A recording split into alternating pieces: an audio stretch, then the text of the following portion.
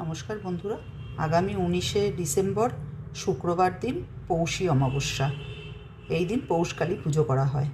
অমাবস্যা তিথি শুরু হচ্ছে ভোর 4:59 আর পরের দিন 20 তারিখে 20 ডিসেম্বর সকাল 7:12 অমাবস্যা তিথি সমাপ্ত হচ্ছে।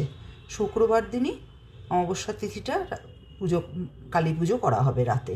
পৌষকালী পুজো করা হয়, শুক্রবারই সেটা করা হবে।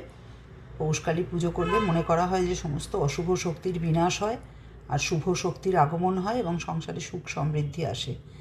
পৌষকালী পুজোর মূল উপকরণ হলো মূলো দিয়ে পৌষ মাসে মা কালীকে তোমরা বাড়িতেই খুব সহজ পদ্ধতিতে পুজো করে নিতে পারবে।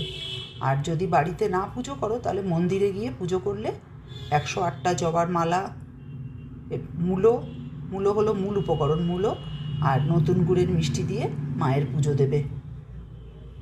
সকলে ভালো থেকো বন্ধুরা, নমস্কার।